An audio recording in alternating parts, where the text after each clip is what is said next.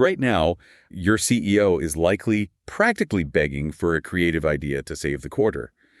And, right down the hall, the person who actually has that exact idea is just staring at their screen, completely terrified to say it out loud. Oh, absolutely. They have the solution to the company's biggest inefficiency, but they're absolutely convinced that speaking up is a total waste of time. Or worse, like an actual career hazard. Right. I mean, the graveyard of corporate innovation is just overflowing with those exact unspoken ideas. We love to celebrate this myth of the brainstorming session, The lone genius with the lightning bolt realization. Exactly, yeah. But we entirely neglect the brutal mechanics of how an idea actually survives the corporate gauntlet, especially when those ideas originate from the people who, keep the company running day to day.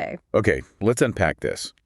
Because the problem isn't a lack of creativity, right? Yeah. Having a brilliant idea without a reliable system to implement it is kind of like having this perfectly coded software update, but absolutely no Wi-Fi connection to push it to the devices. That's a great way to put it.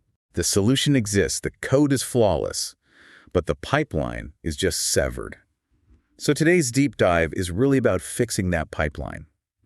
We're looking at a deeply insightful piece from Stella Pop on a framework called voice cultivation. Yes, and we're combining that with some really fascinating recent research published in Organization Science. Right. We're going to map out exactly why frontline ideas go buried alive and then walk through 5 very specific peer-driven techniques teams can use to resuscitate them. And if we look at the origin of those buried ideas, the frontline workers are inherently the ones who should be directing traffic here. Because they're the ones in the trenches. Exactly. They are the individuals experiencing the friction of bad software, clunky workflows, redundant processes minute by minute.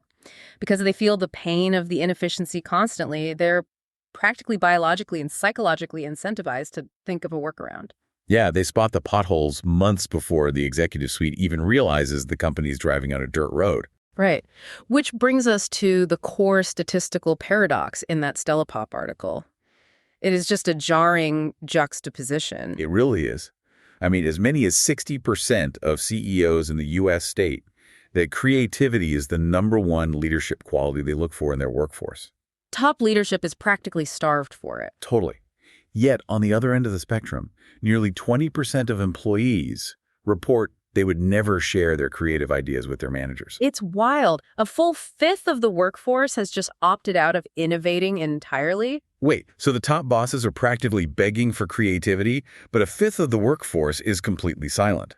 Is this just employee paranoia, or is the system fundamentally broken? What's fascinating here is that this silence is actually a learned behavior. It's not paranoia at all. It is pattern recognition. Oh, interesting. So they've been conditioned. Exactly. Employees have been trained by the structure of their environment to keep their mouths shut because modern work culture is infected by something called short-termism. Short-termism. Okay, define that for us. So short-termism is a systemic hyper-focus on immediate survival.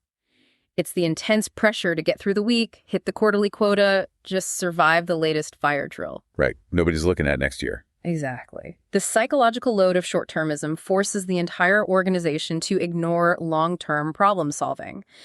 Nobody has the mental bandwidth to slow down the assembly line and upgrade the machine, even if that upgrade guarantees the machine will run twice as fast next month. Because stopping the machine today means missing today's arbitrary target. Bingo. And to understand the physical roadblock there, we really have to look at the people whose job it is to enforce those arbitrary targets, right?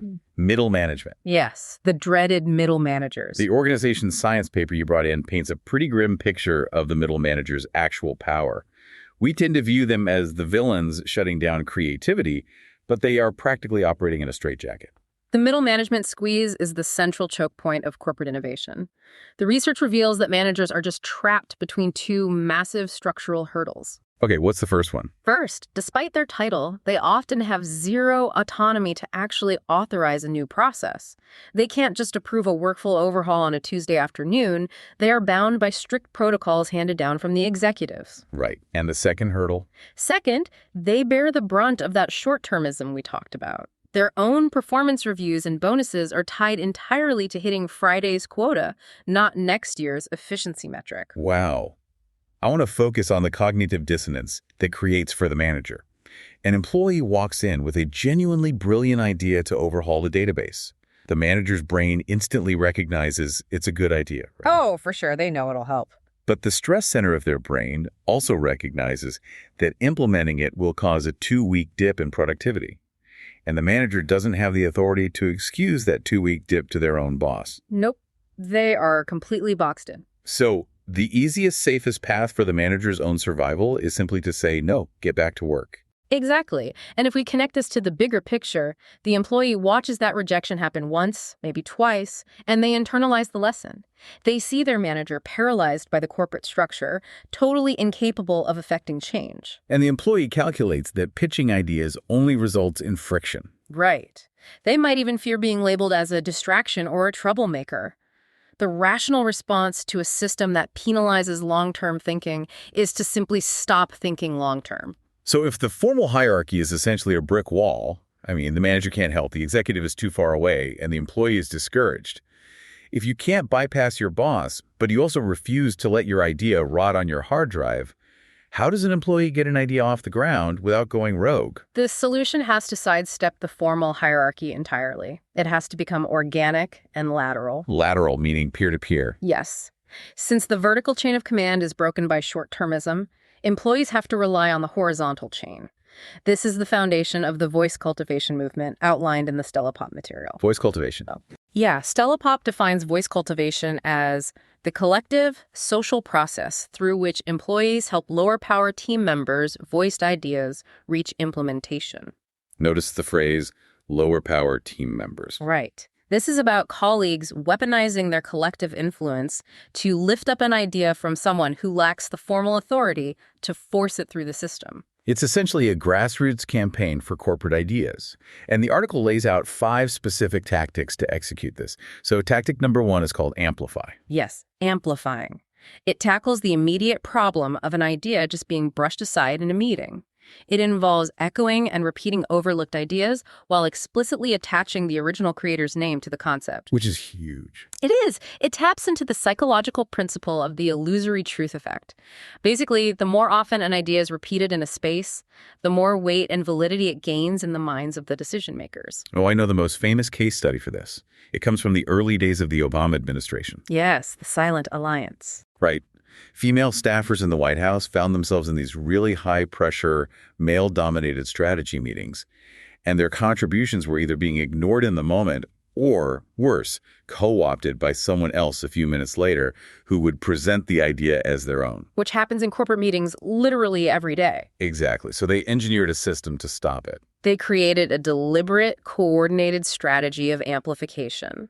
If a female staffer pitched a key policy point and the room kind of glossed over it, another woman in the alliance would deliberately interject a few minutes later, repeat the exact point, and visibly credit the original speaker. Like, I want to circle back to what Sarah just proposed. Exactly. I want to circle back to what Sarah just proposed regarding the economic policy. And this achieved 2 critical things. First, it forced the room to sit with the idea. Second, it built a protective fence around the credit, totally neutralizing anyone else's ability to steal the intellectual property. Here's where it gets really interesting. It completely shifts the physics of the room.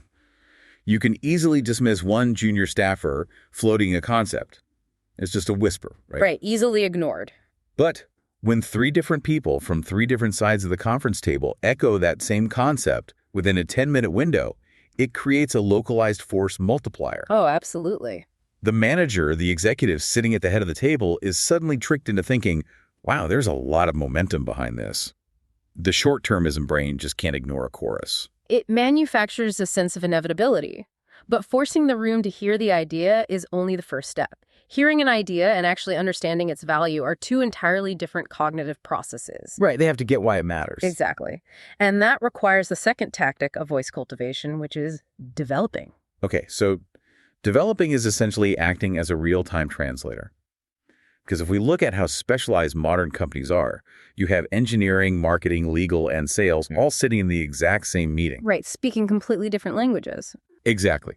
An engineer might propose an idea that is structurally brilliant, but because they're speaking the language of engineering, the marketing director hears nothing but jargon. The idea dies right there because it just isn't legible to the rest of the room.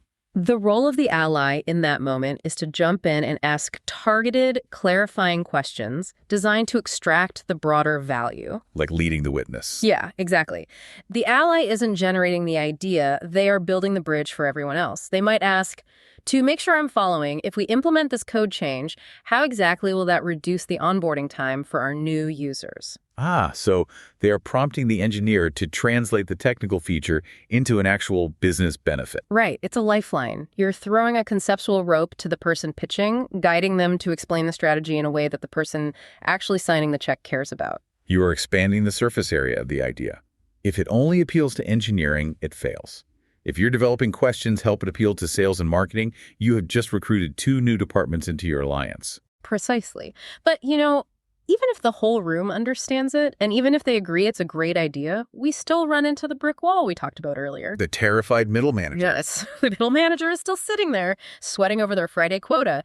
Understanding the idea doesn't remove the manager's fear of the short-term productivity dip. So how do these lower power employees de-risk the idea enough to actually get a signature? Right, that's the jump from getting attention to getting authorization. Exactly. And tactics 3 and 4 are designed to systematically dismantle the manager's risk aversion. Tactic 3 is legitimizing. Legitimizing. Yeah. Legitimizing focuses on removing what researchers call the layer of speculation. A manager fears an idea because it is unproven in their specific environment. The cultivating team's job is to gather the external proof. So bringing in case studies. Right. You bring in concrete case studies showing how a direct competitor implemented a similar system. You pull data from an adjacent industry. You show the manager that they aren't taking some wild leap into the unknown. They're simply taking a calculated step on a path someone else has already paved. You're completely changing the vocabulary. You take a terrifying word like innovation, which sounds expensive and risky, and you replace it with the comforting word proven. Yes, proven is magic to a middle manager. You're giving the manager the exact ammunition they need to justify the decision to their own boss. If the VP asks the manager why they changed the workflow, the manager can just hand over the case studies you provided. You're doing the political legwork for the manager. But, and this is but external case studies aren't always available. Right. What if you're the first one doing it? Exactly. Sometimes an idea is genuinely novel to your specific workflow. When you don't have outside proof to legitimize the concept, you have to pivot to tactic 4, which is exemplifying. Okay, I'm going to push back incredibly hard on exemplifying. Because the definition in the source material essentially sounds like doing the work for an unapproved project in secret, just to gather data. I can see why it means that way, yeah. The article talks about proving the concept in your day-to-day work before making the formal pitch. In the real world, isn't that just called shadow IT? Or going rogue? It's definitely a fine line. If I'm an employee who is already stretched thin, and I decide to spend 3 hours of company time building a rogue database just to prove a point to my boss, I am risking burnout, and frankly, I'm risking getting fired for insubordination. How do you balance collecting data with just doing your regular day job? That tension is exactly why exemplifying is the most delicate of the 5 tactics. But we need to separate going rogue from active observation. Okay, active observation. Right. Exemplifying is not about neglecting your core duties to build a massive unauthorized pilot program in the shadows. It is about leveraging the friction you already experience. You are already living inside the broken system. Exemplifying simply means you begin systematically logging the micro-failures of that system. So it's less about building the solution in secret and more about meticulously documenting the bleeding. Yes, perfectly stated. Let's say your idea is to switch to a new project management software because the current one is just atrocious. You don't secretly buy the new software.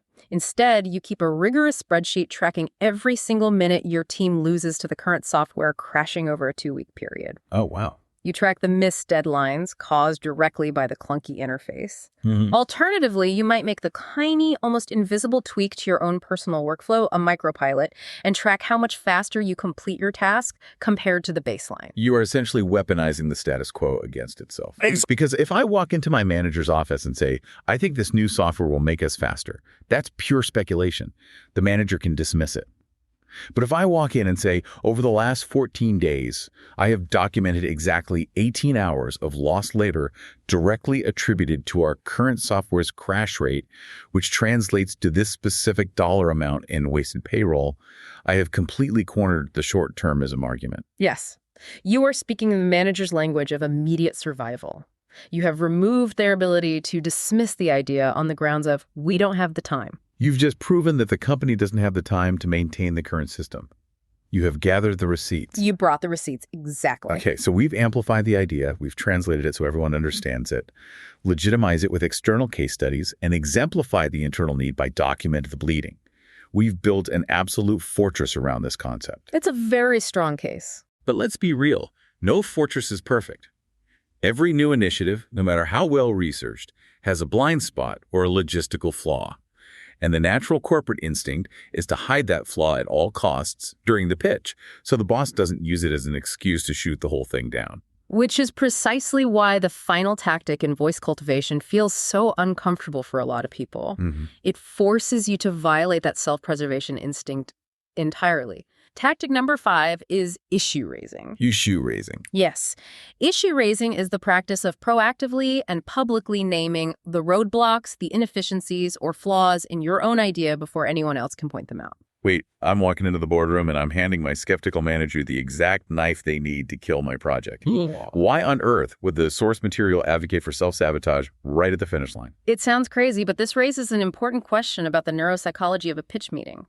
When a lower power employee pitches a new idea, the higher power individuals in the room instinctively adopt a defensive posture. Right, they are guarding the gate. Their brains are wired to protect the status quo, so they immediately start hunting for holes in the proposal. They're listening to critique, not to collaborate. But when you proactively announce the flaws in your own concept, you completely short-circuit that defensive mechanism. Oh man, it's the 8-mile strategy. The what? The 8-mile strategy. Like, if you've seen the movie with Eminem, the entire climax revolves around this exact psychological trick. In the final rap battle, Eminem goes first.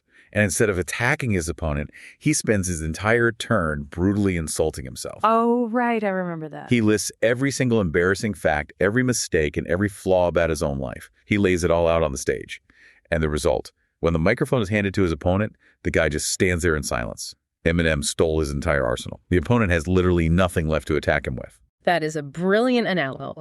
The behavioral mechanics of that translate perfectly to the boardroom. If you stand up and say, here's our data-backed proposal, and here are the 3 major logistical hurdles we still need to figure out, you completely steal the skeptic's ammunition. The executives, sitting with their arms crossed, ready to pounce on a flaw, suddenly have nothing to attack. You've already acknowledged the reality of the risk. But it goes beyond just neutralizing the attack, right? It fundamentally changes their role in the room. If they can't attack the flaw, what do they do with it? They fix it. Yes, that is the genius of issue raising. By putting the problem on the table yourself, you are offering it up as a puzzle. And high-power individuals usually love solving puzzles. You pivot their energy from tearing down the idea to collaborating on the solution. You transform potential critics into idea allies. Exactly. You're signaling extreme competence. You are telling the room, we aren't blinded by our own enthusiasm. We see the risks, but the potential return on investment is worth solving these risks together. So let's tie this entire framework together. Cultivating an idea in a corporate environment isn't a solo mission. It is a collective effort to bypass a system that is fundamentally biased towards short-term survival. Right. It takes a village. You amplify the whisper so it becomes a chorus. You develop the concept so the engineers and the marketers are reading the same map. You legitimize the strategy by pointing to the competitors who already survived the journey. You exemplify the urgent need by documenting the daily bleeding of the status quo. And finally, you issue raise to disarm the executives and trick them into helping you build a bridge over the last remaining hurdles. It is a comprehensive, peer-driven safety net. But creating this culture requires intention.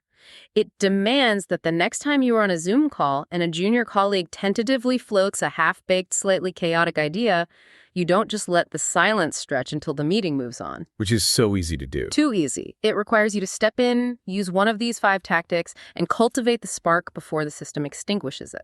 So what does this all mean for you, the listener navigating their own corporate maze tomorrow morning? Take a hard look at your team dynamics. Are you operating in a culture where ideas are left to die on the hill of short-termism? If you have a high-performance sports car gathering dust because your manager won't give you the keys, are you going to keep staring at it? Or are you going to gather your team and build a new road out of the garage? And we should leave you with one final provocative angle to consider. We have analyzed this entire framework from the perspective of the frontline worker pushing an idea up the ladder.